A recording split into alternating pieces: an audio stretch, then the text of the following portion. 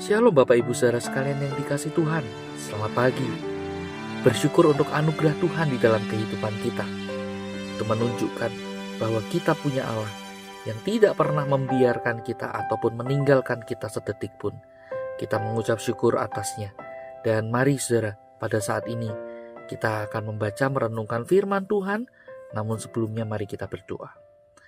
Bapa di dalam surga, kami sungguh bersyukur untuk anugerah-Mu yang selalu ada bersama dengan kami.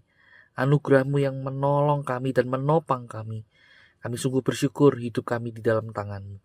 Ya Tuhan, pada saat ini kami bersama-sama hendak membaca merenungkan firman-Mu.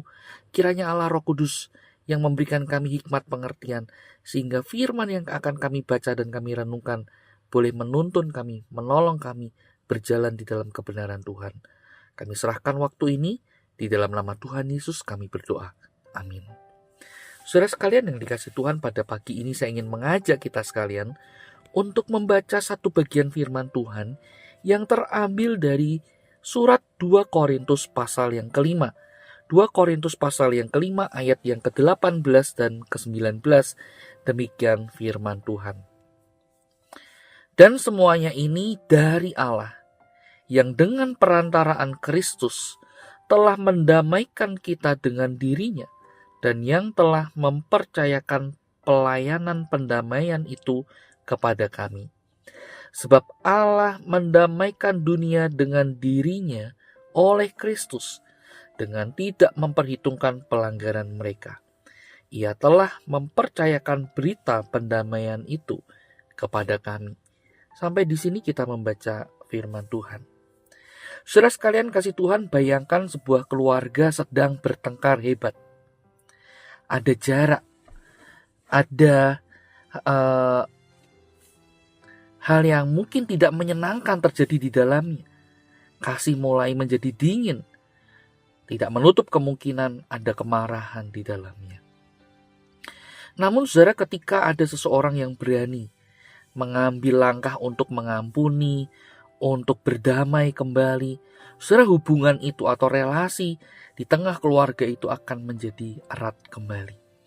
Bahkan mungkin saja bisa menjadi lebih kuat dari sebelumnya. Nah saudara, bukankah seringkali kita pun merindukan pemulihan dan kesatuan, baik di tengah keluarga, komunitas kita, ataupun di gereja, tempat di mana kita bertumbuh di dalam iman.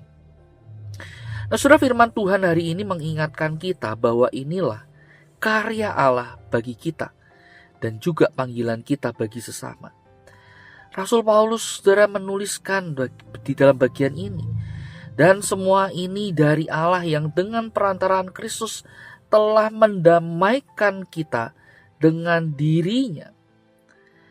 Nah saudara sekalian kasih Tuhan, ada dua kebenaran yang ada di dalam bagian ini. Yang pertama saudara, kita melihat bahwa pendamaian itu adalah inisiatif atau dimulai dari Allah. Kesatuan orang percaya bukanlah hasil usaha manusia, melainkan karya Allah yang dimulai melalui karya salib Kristus. Melalui kematian dan kebangkitan Yesus, kita yang terpisah dari Allah karena dosa-dosa kita telah diperdamaikan kembali dengannya. Inilah dasar dari kesatuan yang sejati, bahwa relasi kita dengan Allah sudah dipulihkan, dan itu adalah hasil inisiatif atau dimulai dari Allah. Yang kedua dari bagian ini, kita dipercayakan pelayanan pendamaian. Saudara, Allah bukan hanya mendamaikan kita dengan dirinya, tetapi juga mengutus kita menjadi pembawa damai. Kita dipanggil untuk menjadi alat yang menyatukan, bukan yang memecah belah. Kita membawa kabar bahwa pengampunan dan kasih Allah tersedia bagi siapapun yang mau bertobat, mau menghapus dosa-dosanya. Dan saudara, kita melihat melalui kasih itu, kasih yang telah dipercayakan itu, persekutuan orang percaya bisa bertumbuh di dalam kesatuan. Nah saudara, karena itu saudara, di dalam dunia yang penuh konflik, bahkan tidak menutup kemungkinan konflik itu ada di rumah kita, mungkin saja konflik itu ada di tengah komunitas gereja yang di dalamnya mungkin kita melihat ada begitu banyak perpecahan-perpecahan terjadi. Entah karena perbedaan pandangan, perbedaan sifat karakter, atau kepentingan bahkan. Namun di sini kita melihat sebagai orang yang telah didamaikan dengan Allah, kita dipanggil untuk hidup berbeda. Kita dipanggil untuk mengampuni seperti kita telah diampuni oleh Kristus.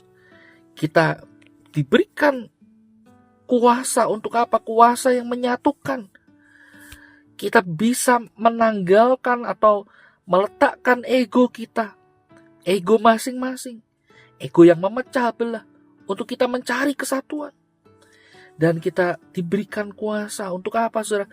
Menyampaikan kabar pendamaian, baik melalui perkataan kita maupun tindakan kita.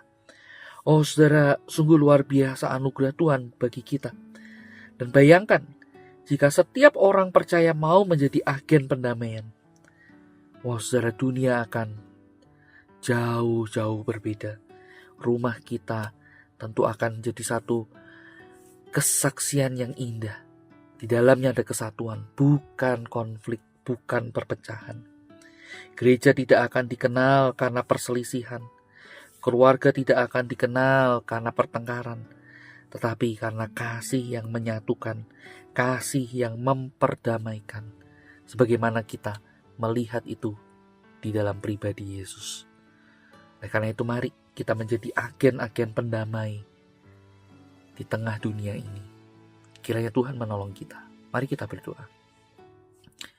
Bapa, terima kasih untuk firman-Mu yang boleh mengingatkan kami, menolong kami, untuk kami boleh menjadi agen-agen pendamaian Tuhan. Agen yang menyatukan, bukan yang memecah belah. Sebab Engkau sendiri yang telah menyatukan kami, memperdamaikan kami melalui karya-Mu yang sungguh sempurna di atas kayu salib. Tolong kami Tuhan, dan kiranya Engkau terus memimpin langkah hidup kami. Kami serahkan hidup ini di dalam tangan-Mu. Kami berdoa di dalam nama Tuhan Yesus. Amin. Selamat pagi, Tuhan Yesus memberkati kita.